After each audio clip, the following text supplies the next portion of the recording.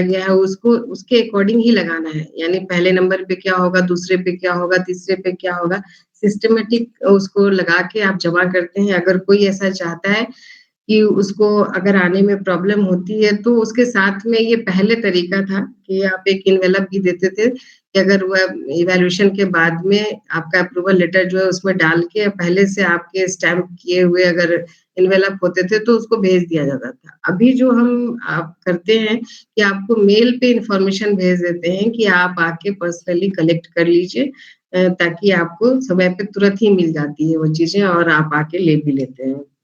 क्योंकि आपकी ये ओरिजिनल कॉपी लगानी होती है, तो कभी भी हम स्कैन करके और ये सब चीज़ एडवाइस नहीं करते हैं कि आप मँगवाइए, ओरिजिनल कॉपी ही लगानी पड़ेगी।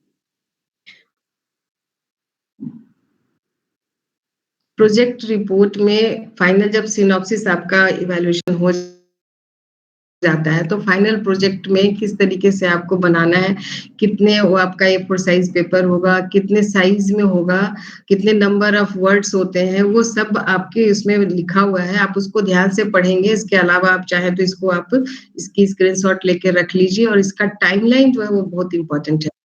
कभी भी पूरे साल में आप कभी भी आके प्रोजेक्ट जमा नहीं कर सकते हैं। कब आपका एडमिशन हुआ है और कौन-सा टर्म एंड एग्ज़ामिनेशन आप अपीयर होना चाहते हैं, उसके अकॉर्डिंग आपकी सिनॉप्सिस बनेगी और आपका टाइम फ्रेम यहाँ पे लिखा हुआ है कि 1 अप्रैल से 30 जून तक और दूसरा है, जो दिसंबर में टर्म एंड एग्ज़ाम देते हैं, उनके लिए है 1 अक्टूबर टू 31 दिसंबर। यानी अगर आपका कोई सेशन मिस नहीं होता है, आप स्किप नहीं करते हैं, तो आपका ये अक्टूबर वाला सेशन ही चलता है हर काम के लिए। ताकि आप दिसंबर में फिर उसके जो वाइवा वो से होती हैं, उस एग्ज़ामिनेशन में अपीयर हो सकें।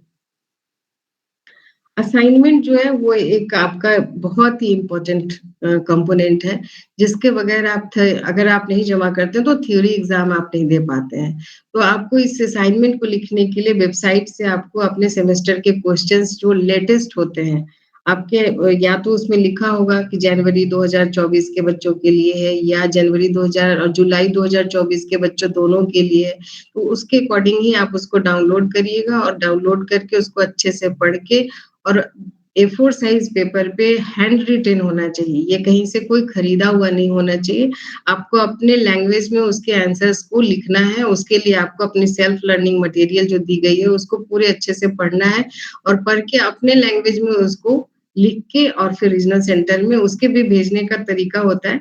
आपको उसकी एक चेकलिस्ट दी गई है आपके प्रोग्राम गाइड में कि आपको किस तरीके से आपका फ्रंट पेज बनेगा, उसपे क्या लिखना है, कौन-कौन सी इन्फॉर्मेशन रिक्वायर्ड है उसमें, वो सब लिखने के बाद आप अपना रजिस्ट्रेशन डिटेल या अपना आई कार्ड ज़रूर अटैच कर दीजिए कि अगर कोई गलती उसमें हुई है, तो खुद से भी करेक्शन कर देते हैं जब इवैल्यूएटर तो आपके एनरोलमेंट में त्रुटि हो या फिर आपने कुछ कोर्स कोड में मिस्टेक किया हो, तो वो सब चीज़ वो ठीक खुद से भी ठीक कर देते हैं या फिर आपने क्वेश्चन अटैच नहीं किया है क्योंकि ये बहुत ज़रूरी है कि आप अपना क्वेश्चन पेपर उसमें अटैच कर दें और उसमें वो भी टिक कर दें कि कौन-कौन से क्वेश्चन आपने अटेम्प्ट किए हैं।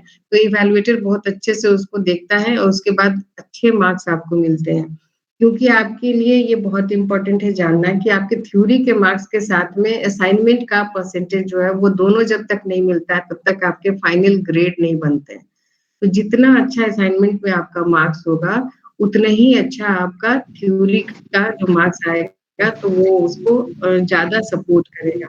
असाइनमेंट के 30% मार्क्स जो हैं, वो आपके ऐड होते हैं और थ्योरी में जब आप 100 नंबर्स के एग्ज़ामिनेशन में अपीयर होते हैं, तो उसके इवैल्यूएशन के बाद में वो 70% नंबर जितने भी आपके मार्क्स आएँगे, उसके 70% निकाल लिए जाते हैं और 70 और 30% मिल के 100% होते हैं और फिर आपके वो फाइनल ग्रेड तैयार होते हैं। असाइनमेंट कब सबमिट करना है? जैसे आपको दिसंबर टर्म एंड एग्ज़ामिनेशन के लिए आप एलिजिबल हैं, तो आपको अभी असाइनमेंट लिख के जमा करना है और अक्टूबर फर्स्ट वीक से ये लास्ट तक 31 अक्टूबर तक जमा करना ही है। आप रीजनल सेंटर में आके यहाँ पे बाय हैंड जमा करिए, बाय पोस्ट अवॉइड करना चाहिए, कभी-कभी वो मिसप्लेस भी हो जाता है। तो आप यहाँ आएँगे और जमा करेंगे और जमा करने के बाद क्या होगा, आपको एक रिसीविंग के तौर पे रिसिप्ट दी जाती है। वो फाइनल रिसिप्ट आपको तब तक रखना है जब तक कि आपके ग्रेड कार्ड पे आपका अवार्ड नहीं चढ़ जाता है। उसको दिखाने के बाद ही आप कहीं ट्रेस कर पाते हैं हम लोग कि फाइनली आपने तब जमा किया था जब ये इवैल्यूएशन हो रहा था, कभी भी ये जमा नहीं करना है। अक्टूबर से 31 अक्टूबर के बाद हो सकता है 1 वीक का टाइम एक्सटेंड हो जाता है। अगर नहीं हुआ तो आपको फाइनल यही समझ के रखना है कि 31 अक्टूबर तक हर हालत में आपको रीजनल सेंटर में आके अपना असाइनमेंट जमा कर देना है। असाइनमेंट में अगर अच्छे नंबर नहीं आते हैं तब भी आप आके ये रिक्वेस्ट करते हैं कि इसको दोबारा रीचेक करवाना है, तो ये कभी नहीं होता है। असाइनमेंट में जो एक बार मार्क्स आ गए वो फाइनल मार्क्स माने जाते हैं और ठीक उसी तरीके से प्रैक्टिकल और प्रोजेक्ट के भी मार्क्स का जैसे थ्योरी के मार्क्स में री-इवैल्यूएशन आप कराते हैं, ये नहीं संभव होता है। गवर्नमेंट एग्जामिनेशन के लिए वो आपको जैसे कि आप अपनी पढ़ाई पूरी कर लेते हैं, असाइनमेंट भी जमा कर लेते हैं, तो आपने अपना ऑनलाइन एग्जामिनेशन फॉर्म जिन कोर्सेज के लिए किया है उसकी एक हॉल टिकट आते हैं और वो हॉल टिकट पे आपके वो कोर्स और एग्जामिनेशन सेंटर वो दोनों मेंशन होते हैं। उसके अकॉर्डिंग आप अपने एग्जाम पे अपने शेड्यूल के अकॉर्डिंग जाके एग्जाम देते हैं और साथ में हॉल टिकट के आई कार्ड का लेके जाना सबसे इम्पोर्टेंट ये बात है कि आप नहीं लेके जाएंगे तो आपको एग्जामिनेशन हॉल में एंट्री नहीं मिलती है। तो इसको हमेशा ध्यान में रखेंगे कि जब भी एग्जाम देने जाएं तो अपने आई कार्ड के साथ में जाइए, दूसरी कोई किताबें या कोई भी ऐसे जो एलिमेंट होते हैं जिसको आप डिवाइस के तौर पे यूज करते हैं, स्मार्ट वॉच ये सब चीज लेके नहीं जाना है, अदरवाइज आप लोग उसको एक्सपल्सन ही कहते हैं, एग्जामिनेशन से निकाल दिया जाता है, आईओकम बुक हो जाते हैं आप। तो उन सब बातों पर आपको ध्यान देना है।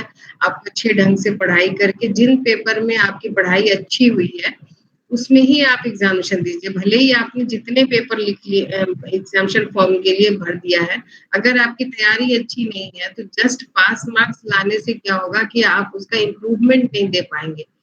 आप चाहें तो फेल कर जाएं, 1-2 क्वेश्चन लिख के छोड़ दें। लेकिन अगर आपके पास मार्क्स आ गए तो आप दोबारा उसका फिर आप अच्छे मार्क्स के लिए एग्जाम नहीं दे पाते हैं। तो ये हमेशा कोशिश करनी चाहिए कि आप उन पेपर्स के ही एग्जामिनेशन में अपीयर हो जिसकी आपकी तैयारी पूरी अच्छे से हो सकती है। जून और दिसंबर 2 ऐसा मंथ है जिसमें पूरे जून और पूरे दिसंबर टर्म एग्जामिनेशन होती है। इस एग्जामिनेशन में क्या होता है, ये जो अगर आपका जून का एग्जामिनेशन मिस हो जाता है या फर्स्ट सेमेस्टर का एग्जामिनेशन जैसे दिसंबर में कोई नहीं दे पाता है, तो अगले टर्म एंड एग्जामिनेशन में सेकंड सेमेस्टर का जब आप फॉर्म भरेंगे तो जिसमें आप फर्स्ट सेमेस्टर के जो कोर्स आप छोड़ दिए या पूरे ही कोर्स छोड़ दिए तो आप इनके दोनों को साथ में भी एग्जाम फॉर्म भरते समय एग्जाम फॉर्म भर के और आप इन पेपर्स को क्लियर कर सकते हैं।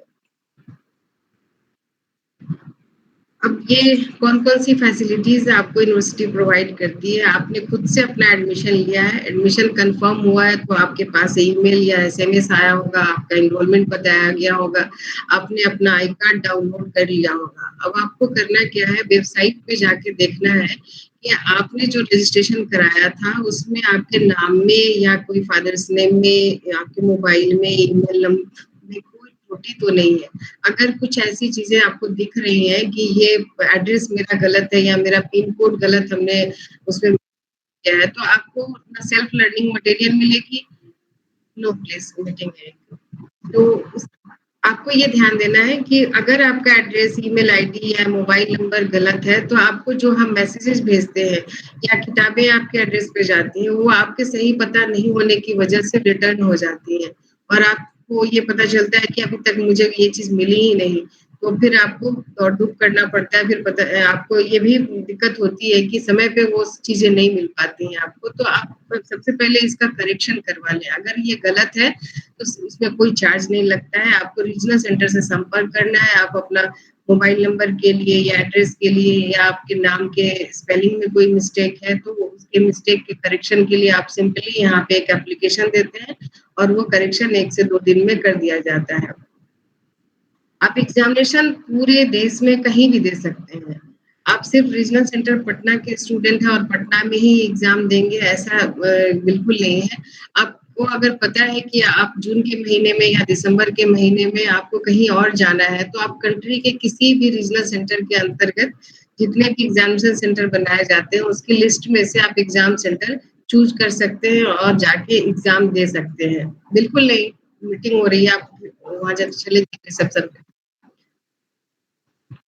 इन बातों का अगर ख्याल रखेंगे तो आपको कोई भी दिक्कत आएगी नहीं, क्योंकि अगर कोई खुद से प्रोएक्टिव स्टूडेंट होते हैं ना, तो वो अपनी सारी तैयारी खुद कर लेते हैं, उनको किसी तरह की दिक्कत नहीं आती है। लेकिन फिर भी अगर कोई समस्या आती है तो पहले आपको अपने अध्ययन केंद्र में जाना है। अगर वहाँ से वो समस्या का कुछ निवारण नहीं होता है तो ही आपको रीजनल सेंटर में आना है, और रीजनल सेंटर में अलग-अलग अधिकारी होते हैं।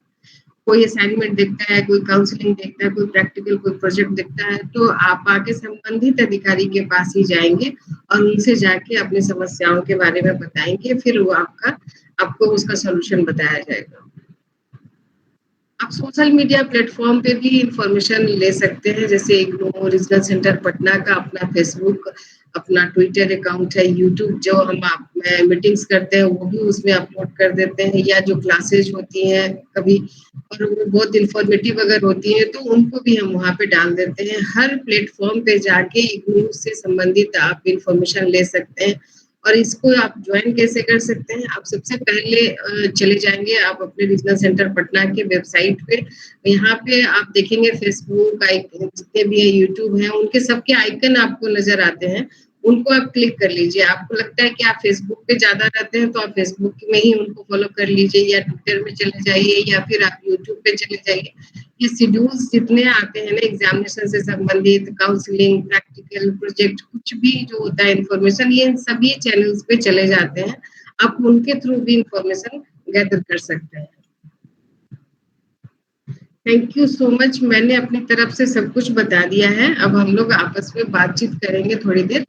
उसके बाद आप मीटिंग के बाद से आप जो इंस्ट्रक्शन मैंने दिए हैं ना, उसको आप फॉलो करेंगे, और फॉलो करने के साथ ही आपकी जो भी परेशानी होगी उसको आप उसके अकॉर्डिंग ही सॉल्व करेंगे। तो 2-3 मिनट में बस आपके अगर कोई सवाल है मन में तो आप पूछेंगे, 1 बाय 1 करेंगे। हैंड रेज़ तो बहुत लोगों ने किया है, पर मैं नाम के साथ पुकारूँगी आप लोगों को, वही स्टूडेंट सिर्फ अपना माइक ऑन करके बात करेगा। सबसे पहले है गौरव दुबे। गौरव, माइक ऑन करिए। No ma'am, thank you. Okay, hand down कर लीजिए आप, कंफ्यूजन होता है। नवीन, अगर अपने खुद से किसी को कुछ पूछना है तो मैं हैंड रेज़ करने वाले लगता है कि गलती से कर लिए हैं, शायद उनके पास कोई सवाल ही नहीं है। गौरव को नहीं था, नवीन को है? Ma'am, I have a question. हाँ, प्लीज़। मैम, ऑनलाइन वालों की भी प्रैक्टिकल होगी क्या, जो एमसीए ऑनलाइन वाले हैं? यस, यस, ऑनलाइन वालों के लिए सॉरी मैं बताना भूल गई। मेरे ओएल स्टूडेंट जो है उनका एडमिशन एलएमएस पोर्टल के थ्रू होता है, और एलएमएस पोर्टल पे उनकी सारी जो जितनी भी एक्टिविटीज है ना उसके बारे में वही इन्फॉर्मेशन मिलती है। पर प्रैक्टिकल ऐसा है कि आपको हमेशा चेक करना है आपके मेल पे क्या आया है। मैं क्या करती हूँ कि कई बार क्या होता है कि आपको इन्फॉर्मेशन प्रैक्टिकल से रिलेटेड कुछ नहीं आती है, तो मैं ओडीएल का जब प्रैक्टिकल करवाती हूँ ना तो आपको भी इन्फॉर्म कर देती हूँ। आप दोनों प्लेटफॉर्म चुन सकते हैं, या तो फिर वहां से मेरे पास भी कोई गाइडलाइन नहीं आती है तो आप इन बच्चों के साथ जो ओडीएल के स्टूडेंट हैं उनके साथ प्रैक्टिकल सेंटर पर जाके प्रैक्टिकल करते हैं, और आपके वर्ड्स हम यहाँ से एंटर कर देते हैं, उसमें कोई परेशानी नहीं आती है। लेकिन आपको फॉलो अपना एलएमएस पोर्टल ही करना है। असाइनमेंट भी आपको अपने एलएमएस पोर्टल पे जमा करना है, प्रोजेक्ट के सिनॉप्सिस भी आपको वहीं जमा करने हैं। तो आपको हर एक्टिविटी के लिए सीओई, आपका जो एडमिशन के टाइम पे जितने भी आपके इन्फॉर्मेशन आए होंगे वो सीओई के डायरेक्टर के थ्रू या coe@igu.ac.in के थ्रू आते हैं। तो आप अपनी समस्याओं को भी आप वही भेजेंगे। आप अगर मेरे पास आएंगे तो हम ओडीएल के साथ में आपको इंक्लूड कर लेते हैं। कई बार क्या होता है ना कि ओएल के लिए हम यहाँ से मार्क्स एंटर नहीं कर पाते हैं, तो उसमें बहुत दिक्कत आ जाती है, कब बंद हो जाएगा। इसलिए आप हमेशा ध्यान दें, और आप अपने प्रोग्राम कोऑर्डिनेटर से संपर्क में रहें, और सीओई के डायरेक्टर को ईमेल करते रहें कि आपके साथ क्या परेशानी हो रही है। ठीक है? Okay ma'am, thank you ma'am. Welcome. Good afternoon ma'am. Good afternoon. Ma'am, merit जो सेंटर है मैम, एमसीए ओएल वाले लोगों का वो ऑनलाइन कंडक्ट करवा रहे हैं प्रैक्टिकल, तो हमें वहां से प्रैक्टिकल भी सेशन करना होगा? आप मेरिट सेंटर कौन सा सेंटर बता रहे हैं? मेरी एक तो वो कोई रीजनल शिकायत मेल आया था मैम, मैम दिल्ली के बारे में बोल रहे हैं। मैम वो दिल्ली का है, दिल्ली का। नहीं। दिल्ली का आप मैम, वो सेंट्रल। गुड। आप देखें, नोडल सेंटर है, रीजनल सेंटर भी नोडल बनाए जाते हैं, मतलब सारे देश भर के जितने एलएमएस पोर्टल पे स्टूडेंट है ना, उनके डाटा को उनको दे दिया जाता है। एक आरसी इसको कंडक्ट कर रहा होगा, तो आप उनके यस मैम, वही अकॉर्डिंग है। ही काम करिए। जो ईमेल आप, मैंने पहले भी बताया है, मैं उन स्टूडेंट्स के लिए बता रही हूँ जिनका छूट जाता है, जो नहीं कर पाते हैं किसी कारण से, तो ओडीएल के साथ में मैं उनको जोड़ के उनका पूरा करवा देती हूँ। ऐसे स्टूडेंट मात्र 2-3 होते हैं। आप ग्रुप में रहिए, आप अपने स्टूडेंट्स जितने भी एलएमएस पोर्टल वाले हैं ना, जिनके साइड एडमिशन में ओएल लिखा हुआ है, वो इकट्ठा अपने ग्रुप में ही काम करिए, वो ज्यादा अच्छा रहता है। और नोडल सेंटर से मैम जितने ईमेल एक्चुअली, आते हैं ना, हाँ जी, यस मैम, एक्चुअली हमारे सेशंस हो रहे हैं ऑनलाइन, बट प्रैक्टिकल का मेन ये है कि प्रैक्टिकल हम लोग कैसे करें। आप उस जो सेशन होता है ना, उस सेशन के दौरान यस भी मैम। पूछ सकते हैं कि ये तो थ्योरी है, हमको पढ़ाई जा रही है, पर जो प्रैक्टिकल होगा वो कैसे होगा। अगर वो ओके प्रैक्टिकल मैम। बोलते हैं कि काउंसलिंग का आपको अपने भी टाइम रीजनल होगा। सेंटर पे जाके पता करना चाहिए, तो फिर हमारा ही शेड्यूल फॉलो करना पड़ेगा, जो मॉड्यूल के लिए यूज करते हैं। ठीक ओके है, मैम। नेक्स्ट। मैम मैम बोलिए। हेलो मैम, मैंने असाइनमेंट अपना जमा कर दिया और मैं पूछ रही थी सब मैम, हम लोग की क्लासेस कब से चलेंगी? क्लासेस के बारे में मुझे पता नहीं है। आप sdikshit@ignu.ac को ईमेल करेंगे तो मैडम शायद बता पाएंगे। ये आरसी पटना का वेबसाइट देखिए, वहाँ पे वो शेड्यूल अगर बन गया होगा तो अपलोड कर दिया गया होगा। मैम हम लोग की एग्जाम कब तक होने वाली है? एग्जामिनेशन मैंने बताया है अभी आपको कि ये आपका टर्मिनल एग्जामिनेशन जो है ना फर्स्ट सेमेस्टर का, वो दिसंबर में होगा। जिसके लिए असाइनमेंट जमा कर रहे हैं आप, एग्जाम फॉर्म भी है आपका आ चुका है, उसको भर लीजिए, आप दिसंबर में टर्मिनल दे सकते हैं। मैंने वो फॉर्म फिलअप कर लिया है, तो दिसंबर में डेट मतलब अभी क्लियर नहीं हुआ है। ऐसे होता है ना कि डेट शीट आती है एग्जामिनेशन की, तो एक्सपेक्टेड डेट होती है और फाइनल डेट जो है आपके हॉल टिकट पे ही लिखा होता है। पूरे मंथ एग्जामिनेशन होता है, तो उसमें कौन से डेट में कौन से टाइम पे आपका एग्जाम होगा ये पहले से डेट शीट में लिखा होता है। आप डेट शीट देखेंगे तो आपको पता और चलता है। मैम प्रैक्टिकल का वेबसाइट पे एग्जाम देखिए, फाइनल जो मेन वेबसाइट है उस पे देखिएगा। और मैम प्रैक्टिकल का प्रैक्टिकल का एग्जाम एग्जामिनेशन वर्क सेंटर पे होता है, उसके लिए शेड्यूल में हेलो मैम। मैंने इतनी देर से इतनी बात। नेक्स्ट बोलिए मैम जुलाई 2024 सेशन वाले का एग्जाम कब होगा? दिसंबर में होगा। मैम उसका ये प्रैक्टिकल कब जमा करना होगा? प्रैक्टिकल जमा नहीं होता है, असाइनमेंट जमा होता है, प्रैक्टिकल करना पड़ता है शेड्यूल के अकॉर्डिंग। तो असाइनमेंट कब जमा हो रहा है। अच्छा, वो कब तक जमा करना है मैम? मैंने बताया आप सबको, आप मीटिंग में नहीं थे। मैम ये प्रोजेक्ट के लिए कौन से सेशन में मैम अप्रूवल ले सकते हैं? फोर्थ सेमेस्टर में सिनॉप्सिस बना के जमा करना है। अभी आप थर्ड सेमेस्टर कि आप जाके देखेंगे, पूरा प्रोग्राम गाइड पढ़िएगा तो पूरा आइडिया आ जाएगा, आपको पूरे स्ट्रक्चर समझ में आ जाएगा। मैम पूछना ये था कि हम लोग का हेलो मैम। एक बोल रहा है तो दूसरा मत बोलो। Hello ma'am. आप रुको, नितिन बात कर रहे हैं ना, नितिन से बात करने दो। हाँ बोलिए नितिन। मैम ओडीएल मोड वाला का प्रैक्टिकल क्लास कब से स्टार्ट होगा? वो एग्जामिनेशन के बाद हो सकता है, अभी तो शेड्यूल कुछ भी नहीं बना है। एग्जामिनेशन के बाद होगा प्रैक्टिकल क्लास? एग्जामिनेशन के बाद ही होता है ज्यादातर। अगर पहले होगा तो आपको इन्फॉर्मेशन जाएगी।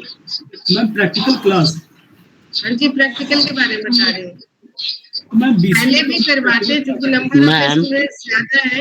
एमसीए ओएल के लिए मैम बीसीए में हम लोग क्या करते थे कि पहले प्रैक्टिकल क्लास होता था, उसके बाद प्रैक्टिकल देते थे हम तो लोग। मैं बता रही हूँ कि पहले भी करते हैं, लेकिन सारे कोर्सेज पूरे नहीं हो पाते हैं क्योंकि अभी देखिए अक्टूबर खत्म हो रहा है, शेड्यूल नहीं है।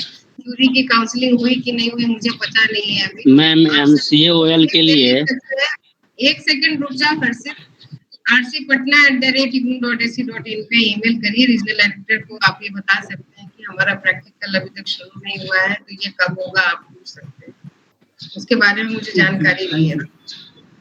ठीक है, थैंक यू। आपका हो गया ना, अब दूसरे को बात करने दीजिए।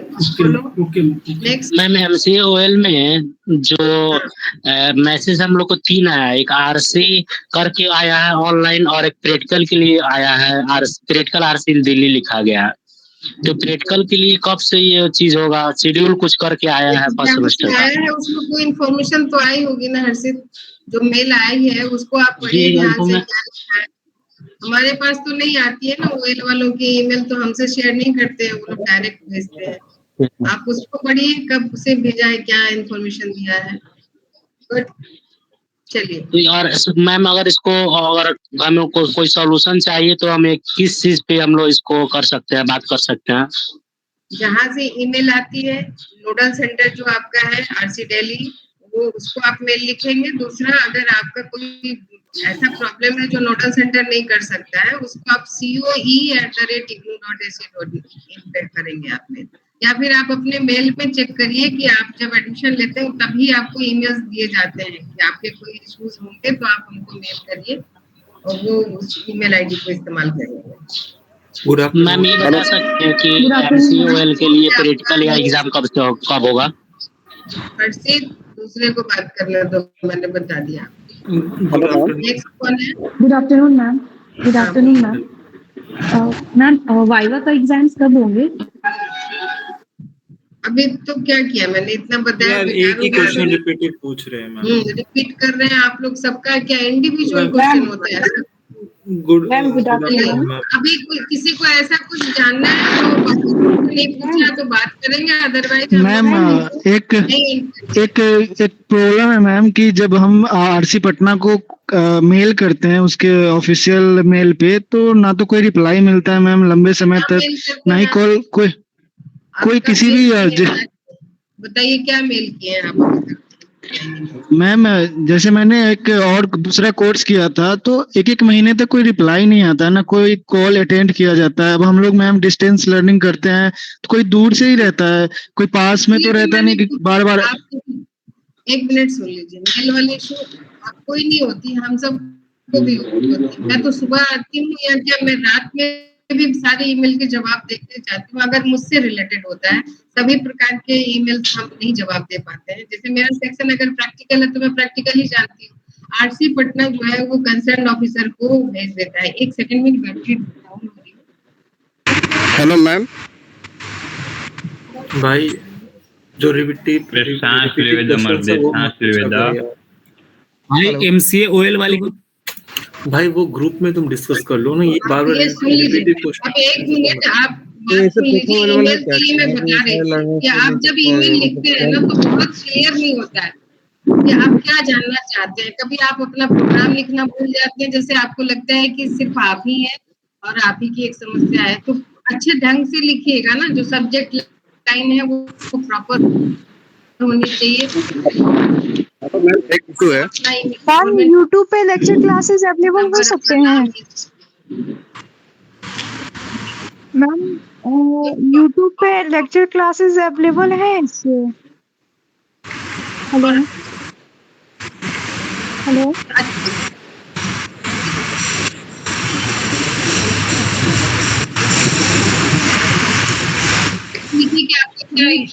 मैम, आपकी साउंड नहीं आ रही।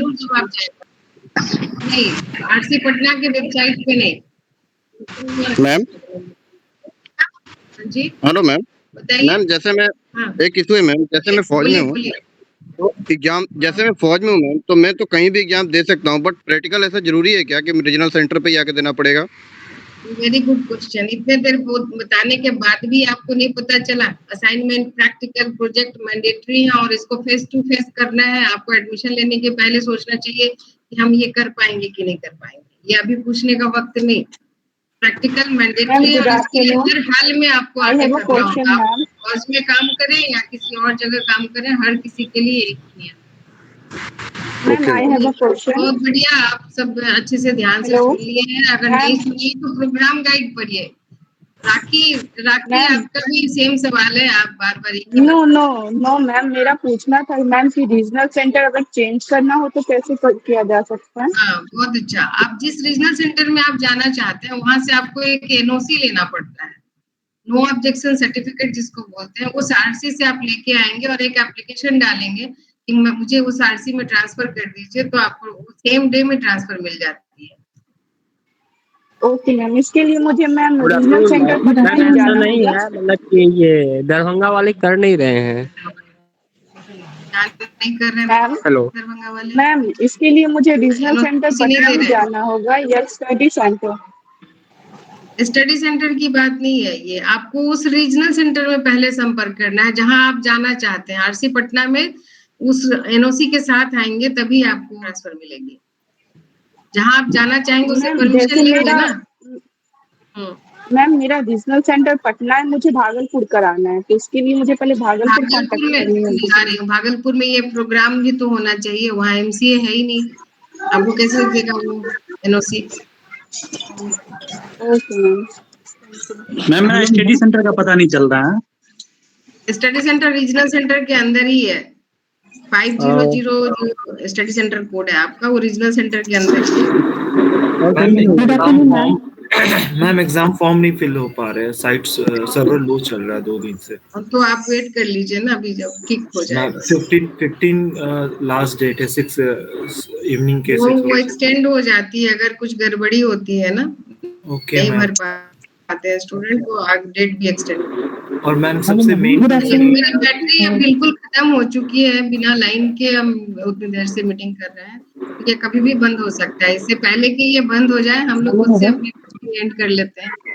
मैडम पटना मैम वाइवा का एग्जाम्स कब होंगे? मैं बता चुकी हूँ वो सब, मैं आप दोबारा नहीं बोलूंगी। थैंक यू सो मच, आप सबको हमारी तरफ से बहुत शुभकामनाएं। आप अच्छे से पढ़ाई करिए और एग्जाम को कंप्लीट करिए। Thank you so much. Hello study centre जैसे दरभंगा के थैंक यू मैम, लेवल वो नहीं करा पा रहे हैं मैम भाई।